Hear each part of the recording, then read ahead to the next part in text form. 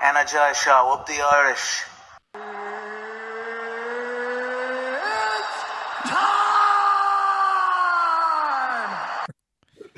Okay, what's going on, guys? Welcome to a brand new episode of Energized, brought to you by Forced Irish Stout. Ross, are you intoxicated or something? introduce the guest, man. Today we have two of the best Cage Warriors has ever have. We have the current lightweight king, George Hardwick, and the Welsh gangster, Oban Elliott, fresh off a trip from Vegas. They were over there doing their media for Dana White Contender Series. Oban, we'll start with yourself. How was the Vegas experience? Oh, it was amazing, mate. I've dreamt about getting there for my whole life, so it's not really sunk in, mate. It's amazing. I'm so glad I've actually finally done it. In a way, I've already made it in my head. And the Vegas is a amazing place. I was in awe of it the whole time, you know what I mean? Amazing.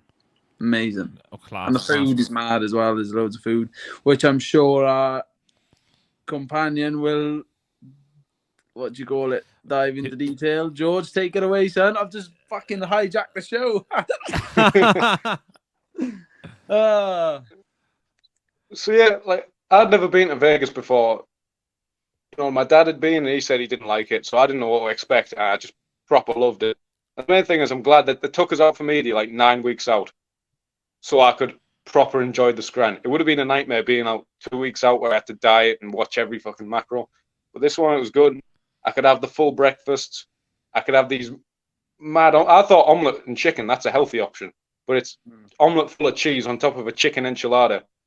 And drowning in this barbecue Cholula sauce, which must be 90% sugar. And of course, I had to try, whilst I was in America, the American Vegas chicken parmesan to compare it to the legendary Parmo.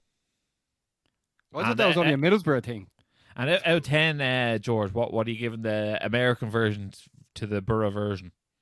Probably a solid 7. The Boro isn't even a 10; it's an 11.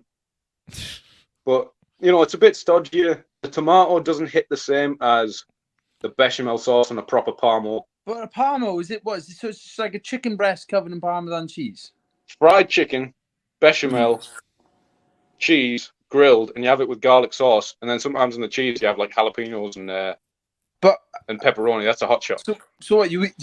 Do you eat it with like a knife and fork? Yeah. And then chips and salad. Good 3,000 calories in it. Yeah, so it's that's what I mean. That's what I didn't quite understand. I thought a Parmo, is it like a baguette or something? Well, people have done Parmo baguettes, but the pure Parmo is just a big slab size of a bin lid on your plate. So it's a slab of fried chicken covered in Parmesan cheese and all sorts, like bechamel, all types of cheeses. Sometimes people go mad raj and put kebab meat on it, and it's 4,000 calories in one meal. It just makes you feel like you've ingested acid, but it can't be beat. Unbelievable! Tell us this, Oban. We'll start with yourself.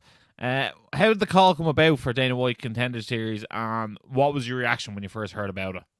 I don't know. I literally burst out crying. Shaky, my manager, Richard Short, he had me at the gym, and he said, "Look, I've ordered you something. Make sure you're at the gym to fucking get it." Yeah. I just dropped my brother down to Cardiff. I had an early morning, and I was actually on a run while it was happening because I didn't think I'd have time to go to the gym. And he said, "Oh, make sure you're there." So I set off on this run. I thought, "Oh, for fuck's sake!" Turn around, run back, and then he was like, "Oh, you'll laugh." And I was like, "Oh, what is it? Like a fake tan set or something?" And he went, "Are you close?" So I'm thinking, he's as if he's done this to me now. But I got to the gym now. I was on time. There was hardly any traffic on Saturday, so I was on time. And then he pulled me upstairs and he was like, "Right, if you don't like it, send it back." And he gave me his phone, and it was the email of Sean Shelby, and I just burst into tears. I couldn't believe it. I was like, "Oh my God." Yeah, it was mad. I fucking burst into tears, man. Because he was trying to get me, we were in touch with the UFC, for UFC London. Do you remember that? Yeah. So, but they come back with someone else. They said, it's been taken care of. So I was like, all right, that was a bit of a shot in the dark. Then I fought Xi'an, and then in the week I'd fought Xi'an, Shaky was just chasing Shelby up like fucking non-stop. And then he said, here it is, Oban Elliott versus Cake Brito or Kayak Brito. Yeah. August 22nd, Dana White Contender Series. Let me know if he's in. And I was like, well, 1,000,000%. And then Cage Warriors were, they were very understanding. We spoke to the main man, Ian Dean. He honoured the release, and the fucking dream came true right before my fucking eyes. I couldn't believe it. It still hasn't really sunk in. No, we'll definitely get into that more as well, because there's definitely more to unpack there. But George, like you're obviously you've obviously defended the Cage Warriors lightweight title 3 times, and there's a lot of people waiting for calls to the UFC now. How did this all come about? Because you were obviously previously offered the opportunity to fight at UFC Paris, and now you have to take the Contender Series route. So can you tell us how it all came about? So yeah, that offer before, it was a very late notice thing in unideal circumstances, because it was just coming off the war with Driscoll, and like, yeah, that's not a physically healthy choice to make. I was in Crete. I don't know, even logistically, I don't know how that would work.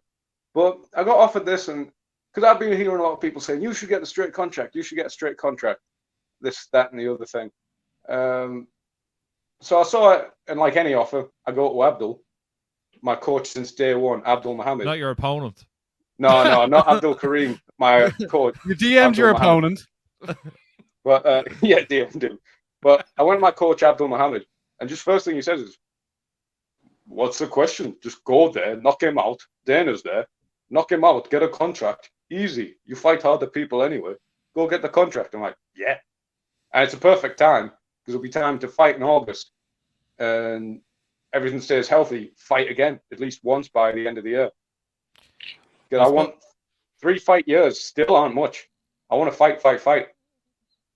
I suppose that's something that you always harped on about, George, that as long as it sticks on your fight schedule, you're a game ball for it. And if it fits in your fight schedule, I suppose fighting on the Contender Series is as good as defending your Cage Warriors belt again. And it's next to a guaranteed ticket into the UFC with a win. Yeah. So why wouldn't you? Can I jump in and suggest maybe, George, you got the same mentality as me? Imagine you get a straight UFC contract, right? Or you go on a Contender Series. What do you do differently? You're obviously going to go there and try and win your fight and finish the fight. Yeah. Plan is just fight a lot. So how is finish this? Everyone. It's not from a fighter's perspective. It's like, well, why? Oh, you can do this and you can do that. But like, no, why would anyone want to lose their UFC debut, number one? And why wouldn't they? Why would they make it a snooze fest, number two? You got every fighter realistically looks for the finish, number three. So it's kind of like, well, what's the? In the sense of like George getting I even said to you at the fucking breakfast thing, didn't I? I was like, I couldn't believe. But then again, I guess it's whatever, innit? But I think whatever. I don't know. Yeah, I suppose there's a bit of each their own, but I think it's a golden ticket, and with that as well, the Contender Series. Like you look at Jamal Hill was on the Contender Series; he's the light heavyweight champion. Johnny Walker was on the Contender Series in Brazil; he's top 5. Sean O'Malley was on the Contender Series; he's fighting for the belt next. You know what I mean? Like it's a proven track record that some of the guys off the Contender Series go the whole way to the top. George, my favorite fighter in the UFC at the minute's come off the Contender Series, Jack Della Maddalena. Yeah, he's George. Also, the Ultimate Fighter's on at the moment as well, and it was they're doing the lightweights as well. Did an opportunity like that come across as well? No, I didn't hear anything about the Ultimate Fighter. To be honest, Contender Series makes more sense as a fight, get a knockout, get a contract type deal. Yeah, we just want to let people know right now. Straightforward. We're just letting people know right now that George is taking on Abdul Al-Sawadi on week 2 of the Ultimate Fighter on the 15th of August, and Oban will be fighting Kayak Brito on the 22nd of August in week 3. Both will be fighting on a Tuesday night, so week after week you get to watch 2 lads competing. Lads, what was it like when you ran into each other over in Vegas? Did you know you were both there? No, I didn't know he was over. I knew he was there from Instagram, but I didn't know I was going to bump into him at the fucking breakfast thing because I didn't know if we had paths would cross. And I was like, oh, here he is. Yeah. Yeah, that must have been a nice moment because you're both sort of chasing the same dream and you're both on the same path. It was good to fucking see you, George. What about you? Was it good to see me? Yeah, it was fucking good. We're trying to tutorialize what the breakfasts are like. Yeah, the breakfast was ridiculous. We were like, I was there thinking, right, I've got this. All I've eaten on the plane is eat fucking crisps and corn, and then I had corn dog when I got there. I was like, right, I gotta eat something fairly tidy, Then I had the spinach and ricotta. No, spinach and mushroom. Yeah, mushroom and spinach omelette. I thought, yeah, there we are. And she went, do you want like fry something or hash brown? Or I picked what I thought was the healthy option, and it come out this fucking mule of an omelette with loads of cheese on.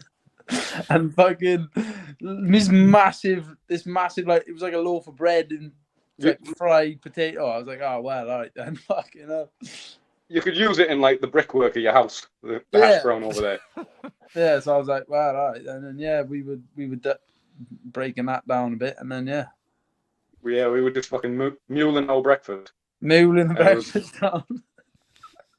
But yeah, it was quality as well. It's like a proper small world out there because me and Harry live like 30 minutes away from Davy Grant. And that's the first time Harry and Davy Grant, you know, in their close weight classes like bantamweight and 45, that's the first time they've ever sparred together. Was in Vegas, 8,000 kilometers away from home. Yeah, that's mad. It's just like mental how small the world is, isn't it? Yeah. Fucking crazy. That's like we obviously want to ask you more about Vegas, but just a couple of things on Cage Warriors. Like Oban, I think you were set to headline Cage Warriors Wales that's going on the 1st of July. Like like that show I feel like was being based around yourself, especially coming off that win against James Sheehan. Yeah. Like how's it feel now knowing that you're not going to be on that card? Yeah, well exactly. But I mean that was the plan anyway. Yeah. Was just to better my chances of getting a call up by the UFC.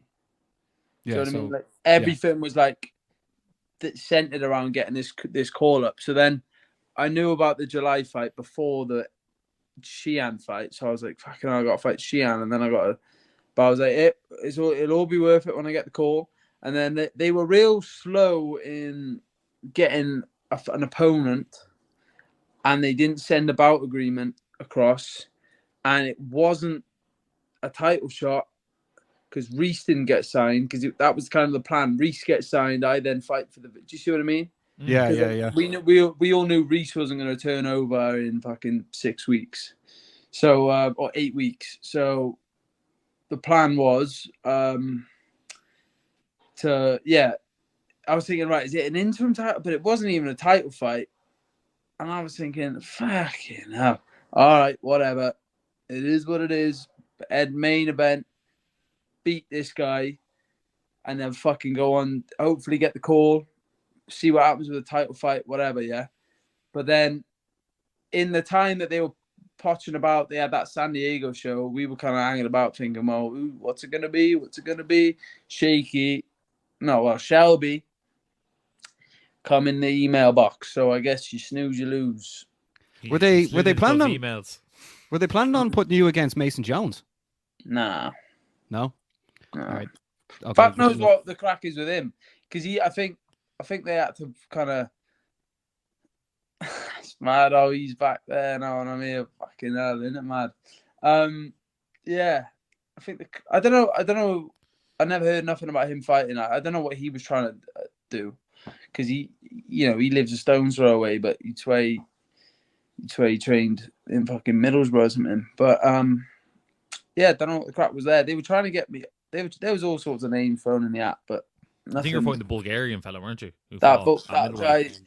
But that again, that we had no bout agreement. I think that was like an idea. So don't know about that. You know, the Cage Warriors kind of, you go through like 10 people before you actually get a fight.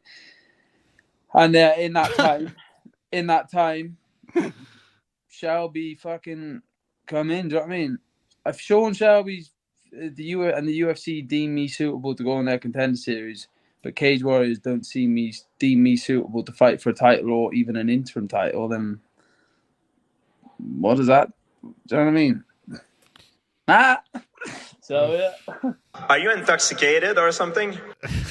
I'm just, George, you're obviously the reigning champion of Cage Warriors in the lightweight division. What's the sort of situation with there now? Do you have to like vacate the title, or do you keep it no matter what? We haven't even discussed it, but I'm pretty sure it's a vacate type deal, because here's what a proper champion does. A proper champion wins it, defends it, mules people, even if it's like a 4-week notice fight or whoever it is. And then when they get offered a fight for a Contender Series or whatever, they'll go do that fight and vacate it. You know, some champions think they're like, the world, and they'll just post on social media. I post shit on social media, but I'll take a fight like that. Where's the fucking camera? Like that. Southpaw here, so it's confused me. But like that, you know, some champions, they get a belt and they get some names, they get a blue tick and just sit on their ass. Paul Hughes. But yeah. I'm just all about fighting. It is what it is. I mean, you have got like the fucking reigning champion here, George Hardwick, right? And he's like fighting every cunt they can think of, flying through and mooling them, as we say. Yeah, they're even drafting people in from other places. You know, we all think Paul's and Paul has got a UFC call up, but we're gonna get a UFC call up. But when did he last fight? What's going on with him? November 4th. Yeah. See, I don't know. Paul's a fucking. Maybe he's got something guaranteed, but like I'm seeing him like trying to get signed out. I'm thinking, fuck, is he just gonna like sit out for ages now and not fight? You know what I mean? Like, we were only just talking about this, Ross. Like, yeah, there was talk about George against Paul, wasn't there? Paul is a fucking like. Me and him come up together. He is like a good friend of mine. When I class him as like a good friend. You know what I mean? So in the fight game, especially, like I don't see him but I always catch up with him. We've always wanted the best for one another for years now. But it'd be shit to see him sit out. I hope he's not sitting and waiting for the UFC. I was gonna actually message him the other day and find out, but I just thought, that's his business, innit? You know what I mean? I respect him massively as a martial artist. His past 2 fights, the Chariot fight and the Vichenik fight, are just incredible displays. But there was one of them a year. And it's like he's had 1 fight a year for 3 years. Something like that. Yeah, and I'm not happy having 3 fights in a year. I want more. Yeah, I know he has been plagued with some injuries. At the moment, he's over in Killcliff MMA over in Florida. So is he injured? Is that what it is? I thought he must have been injured because I'm thinking surely he's going to fight soon. I hope he's not just banking on the UFC coming in. Yeah, because I think the idea was to get him on the Cage Warriors Dublin card, but then he was injured for it. And he wouldn't be on that one. Yeah, so I think that. Well, there we are then. That's fair enough because that's fair enough then. Yeah, but look, at the end of the day, I'm sure he'd like to be more active as well. You know what I mean? So yeah, he must be injured then. I forgot about the injury. Yeah, he seems to be back training full time now. So like, hopefully that works out because he actually went to Thailand for a while before Cage Warriors Dublin. I don't know whether he picked up an injury there or got an injury when he got home. Well, I'm pretty sure the plan was to have him on a Cage Warriors Dublin type card. Probably staff if it's Thailand. Probably. Yeah, and then everyone's going over there. When it came to Cage Warriors Dublin, like he just seems to be doing everyone's corner. So that was that, and then he's over in Killcliff now. So who knows whether does he fight at the next Dublin card? Does he fight on one of the London cards? I think he should get in the UFC though. He should. Paul does deserve to be in the UFC 1,000,000%. I reckon he's got something in the pipeline. I do. But then, I wouldn't be surprised. Hearing like George's perspective is like, is he? Well, because as I said, like me and him when we see each other, I got ultimate respect, but I don't know what he's up to at the crack, so I don't know what the fuck with the like. The same with Reece McKee. I thought that was a dead certain he gets signed, and then when I didn't get a title shot, I thought, oh fuck, he's not getting signed, fucking hell. And that just made me think, well, I've got a long way to go because I didn't even have the Cage Warriors belt yet. But boom, that's the thing. Do you think the lads are going to see you boys on the 15th and the 22nd of August and be like, do you know what, I want a shot of that? Because the Contender Series goes on for up until I think late October, early November. I feel like people are turning their nose up at it. Like, fucking hell, this is an amazing this is an absolutely amazing opportunity. But for me, anyway, I haven't even got a Cage Warriors belt. I'm just there, do you know what I mean? But yeah, you're loving life. Like, I don't even have one on there. Like, go on. But I don't know. Is there a sense of like entitlement going on? I actually think sometimes it's the media that go, oh, they should skip the Contender Series and go straight into the UFC. But like, which I appreciate. I appreciate people have these opinions of us. Look, I just look at it as a fight. Yeah, you don't feel like people are looking down on you in any sort of way, George, do you? No, people. There's been a lot of articles, media talk saying he should have got straight in. He should have got straight in. But I just have the old school UFC 40 Chuck Liddell mentality. If I can't knock this guy on Contender Series, what business do I have being in the UFC? Especially these divisions, 35, 45, 55, and 70, the most rammed divisions in the sport. Nothing is deserved by anyone. Nothing is owed to anyone. There's killer after killer after killer after killer from every corner of the world in these divisions. Right. My goal is not to be owed an opportunity so I can say I've had 3 letters to my name. My goal is to fucking smash all of them. Yeah. Why wouldn't it be your goal if you're a martial artist? So I'm not trying to, as much as I spam social media with all kinds of bollocks, I'll accept the fight soon as. Fucking right. There's you bouncing, George. I said, I am flown all the way across the fucking world to tell you I'm happy to be here. I've come here to tell you I'm the fucking man. Belt or no belt. Fucking and one more for the bad guy. Yeah, that's it. Title defenses, no title defenses. Fucking, I'm here to tell you I'm the man. Look at me with the fucking, do you know what I mean? I am not in this for anything fucking less. So, I've took all, and do you know what? I so crack, lads. I took all the fights.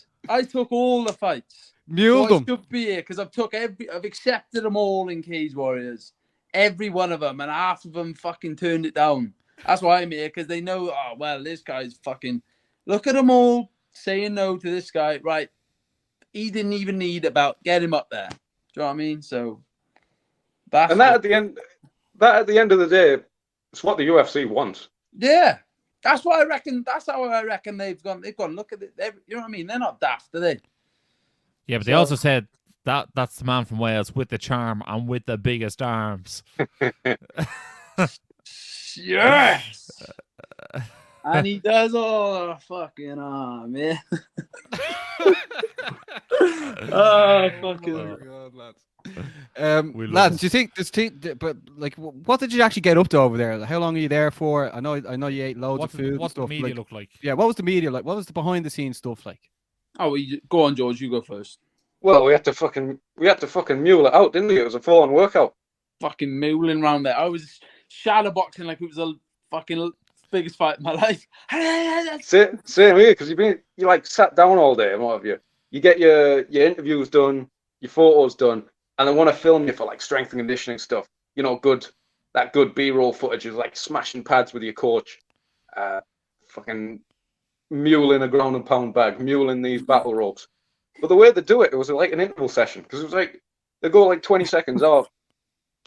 Fucking mule these battle ropes, and you do it for 20, 30 seconds, and the camera's on you, so you put like 120% in, and then they would move around for 10 seconds to get another angle, and you've got to go again. I'm like, well, Jesus, this is a workout. But I was kind of like, I've been on a plane so long, I'm going to use this as an opportunity for a workout. I'm shadowboxing, and I think I'm going to go full Naoya Inoue here, do triple uppercuts and all sorts. And then there was a good like half an hour between it. Me and Harry were waiting for the next station, so we thought, we're in the boxing ring at the Apex. Let's just have a big roll like it's fucking Pancrase in 1996 or something. We just rolled for half an hour, then we blasted pads. We actually thought, let's spar a bit on camera. They might be able to use that footage. Blasting bags.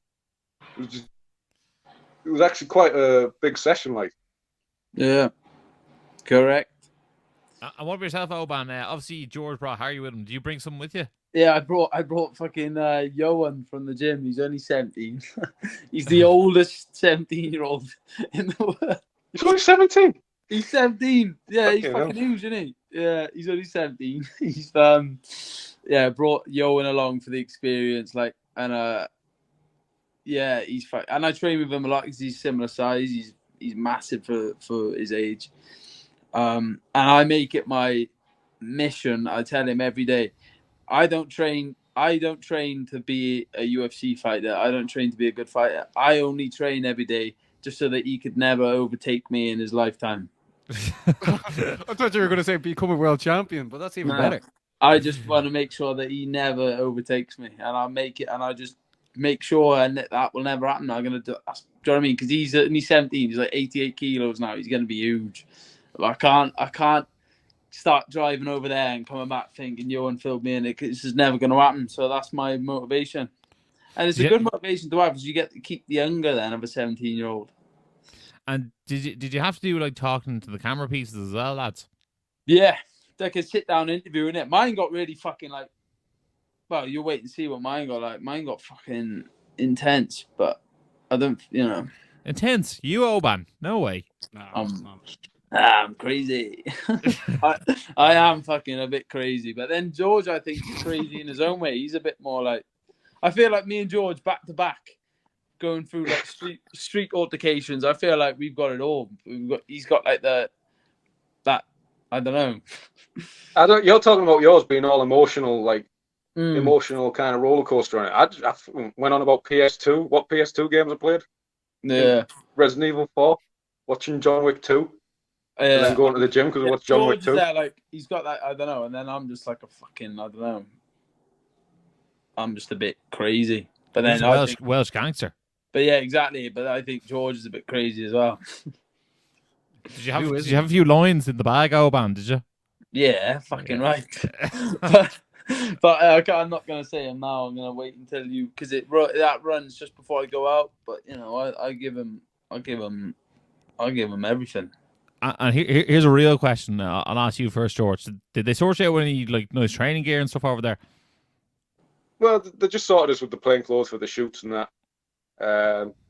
I'm quite lucky I managed to get a training session at one of the big gyms over there, just the way the flights worked out. I managed to get a training session at Syndicate MMA, which was it's awesome to see. There was a big sparring match. They have an amazing culture. It's probably where I'll go to spar in Vegas because I want to go back there more and more and more and more. But it was like Michael Chiesa was on the mats, Dvalishvili, Khalil Roundtree. It's just sick to see, and then you see still it's like because we've got the letters attached to their name. They're UFC fucking veterans. Yeah. They're probably all asking how to do the George Hardwick body shot. But no, but it's just seeing them sparring and like they're just practicing like anyone else, isn't it? Human beings, bro. I think that's one of those things. Until you get those 3 letters beside your name, like other people are convinced that these guys are doing something wildly different to what everyone else is doing, but they're not. Like they're not. No, I think we're the boys. You are the boys. No, that's why you're here. Just the boys on the boys show. Just because we're from like, the arseholes of the world, like South Wales and Middlesbrough, it doesn't mean that we're not doing it right. Do you know what I mean? We're here now, and we're gonna fucking make an impact. I can assure you of that. I didn't go to any gyms. I just walked the full length of the Vegas Strip. I couldn't get over the Las Vegas. My flights wouldn't work out to catch a training session. So, and overall, how long were you there for, lads? 2 nights, innit? So in and out. Yeah, so you don't need Sunday to be there night. Sunday night, full Monday. Went home Tuesday night. And then you will be both over again, like probably just as long, maybe even longer.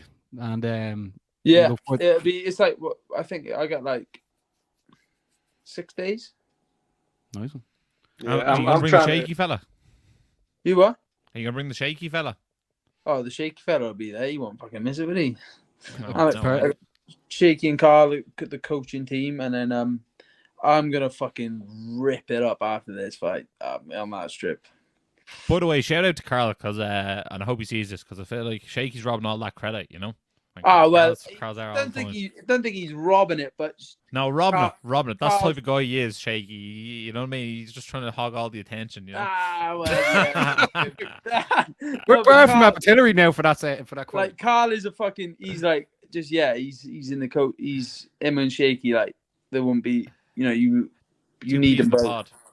Yeah, it's like their presence when one of them's not there, their presence is missed. You know what I mean? But Shaky, obviously, like Shaw MMA, he's like he's on the interviews and that. But Carl's just camera shy. He's a fucking dinosaur, man. He walks. Carl is what you would George. You'll love this, right? Carl on a weekend, right when the sun's out, you don't hear off him. He's in his garden with his cowboy hat on, gardening and fucking or he's in his shed fixing his motorbike, and then he just comes over and teaches MMA, and he's intense as fuck. And then he just slips away. He just slips out the gym. He doesn't announce it. He doesn't say "see you later, lads." He's just off he goes. And then Sounds like the top mule, isn't he? And before the sessions, right, when he's there like half hour earlier, and you just hear him going. Because he's upstairs just banging out bicep curls. And then he comes downstairs and he's just all intense as fuck, and he's screaming at us and like, yeah. And if you do something wrong, you'll go, right, that was shit, do it again. And then Shaky obviously is Shaky, Shaky. But I always say to Carl, I'm gonna have to get him on one of these one day so people fucking know about him. And I always said once I make it, they will know about him. So Carl's a fucking legend. He is an absolute legend. Yeah. Well, Our we coach love Abdul's like everyone that. Sure. Our coach Abdul's like that. He's retired from MMA like 15 years ago. Still, no one puts more rounds wrestling in than him. Yeah. On the Thursday night sessions, I'm in fight camp. I try and get 7 rounds hard or 8 rounds hard or whatever. And he's on the mat, like, done 15 rounds, but then just walks over, starts fucking doing wrestling exercises with the bands and bicep curls and everything. Yeah. Proper boil. That's the way. That's just where we wrap things up. Will the two of you be doing any training in the build up to your Contender Series appearances? Oh, I didn't think of that. I'd love to train you, George, but fucking Yeah, it'd be sick. But you're real far away. Maybe we like meet in the middle or something. Yeah, it's like. Oh, I mean, I don't know but you could boys. I don't know. But I mean, you're always welcome to fucking train with us. Both of you can stay at mine. And you can train with us. Same goes. You know what I mean? I don't know if you boys do a lot of traveling. I tend to not. I don't really travel because I work full time. So like me traveling is kind of hard. Like I can't just take a week off work. Yeah. Fucking yeah. I'd love to train with you. Fucking 100%, mate. You are the champ, the man to beat. Well, that's something we have to look. That's something we have to look out for now, Ross. Look, we're making relationships here as well, Ross. Yeah, I just want one promise out the lads that if you do a training session together, there'll be a photo afterwards about wearing the Energized glasses. Yeah, I need to find mine. I can't wear these tidy because of my fucking nose. Look at that. No, Shaky has a pair as well, George. You can rob his. Yeah. Oh yeah, I'll have to do that because I think I've got a pair somewhere, or I might have left it in Crete or Marrakesh or something. If not, you can just rob Harry's. Yeah, just rob. Oh yeah, Leon's. easy, Or Leon's, man. Oh, easy, man. He robbed this. He's a dirty old boy, man. No, Harry. Are we gonna talk about George and Harry with the Las Vegas women on the strip? Are you gonna tell him? You gonna tell him that story, George? Oh, these lasses dressed like Playboy bunnies or whatever. I don't know if they're. Yeah, but what about the one I seen coming out of your room early hours of the morning? Are you gonna tell the boys that? Nothing. That's haram. I don't do that. But whatever, boys. Well, yeah, there was some. Never trust a Hardwick, yeah. There was someone. I don't know if she was part of a legitimate institution or was a lady of the street, but she was dressed like a Playboy bunny, and she just walks over me with these fuzzy handcuffs, and suddenly I go from thick Boro drawl to like 1700s English tea and scones. I'm like, no, madam, no, madam, no, and I'm trying to fucking mule it to the In-N-Out burger. Get out of there. I did, yeah. They are quite intimidating. I just kept my fucking head down. But Johan, I better not. He's got misses. Never mind. Never mind. Jeez, Oban Elliott trying to do everyone dirty at the end of this podcast. This should be on. This should be This should is the be only fans exclusive. content. Yeah, this should be on a different platform, lads. Oh, Well, lads, honestly, when we saw the 2 years over there, we were absolutely buzzing for you. We want to get you both on again in the build-up. But seeing you both over there, we were like, look, it'd be great to get 2 years on together. Yeah, of course. Two huge personalities in Cage Warriors, like both going to be missed as well. I think myself and Ross had a little cry about it. Ross more so. I just consoled him a bit. But thanks for joining us. We'll still be there. Maybe we could do a little exhibition fight, me and Hardwick, and have a little spar. Yeah, you're having that in shore martial arts. The 2 years where the glass. No, but in the Cage Warriors octagon, maybe we could have a battle royale. Like fucking halftime entertainment or whatever you. Well, that's what the Americans would call it. Yeah, Cage Warriors Squid Games. I'm in for it. Yeah, fucking right. There we go. Yes, boys. Lads, you have anything else to say before we wrap things up? Used to at the stars of the show. Thanks for having us on, George. I'm really happy for you, bro. Yeah, buzzing for you as well, mate. Yeah, thanks, bro. Yeah, we're gonna smash it, mate. We haven't come here this far to get this far. We're gonna smash it. Yeah, lads, we're gonna smash it, lads. We're gonna smash it. Ross, I don't know know you, but to rob a phrase from an Oh, Irishman. you wanted us to talk to you? Oh, what's up? Thank you for having us on, boys. no only messing. No, to rob a phrase from an Irishman, they're not there to take part. They're there to take over. We need it. We're not here to take part. We're here to mule everyone. Mule them all. There we have it. And we'll be mooling down the strip. You're gonna have to hang about a week, George, for me, because then we can light the strip up. Both as a verb and a noun. Yeah, Mule's going on. We're not gonna, but we're mulers, and that's that. George's gonna win by first round knockout, and then do with Jordan Belfort on it and say, "I'm not leaving. I'm not fucking leaving. I'm not fucking leaving." Guys, thanks a million for coming on the show. It was very, very enjoyable as always. Really, really did. If you're watching this on all platforms, make sure to like, share, subscribe, smash that subscribe button, hit it a right hook for the lads. Really helps us out. And as always, stay energized. Energized show, up the Irish. Been sussing you guys a couple of times. I've seen a couple of clips. I think you done some interviews with Dylan Moran and that I saw. So keep going, keep up the good work, guys.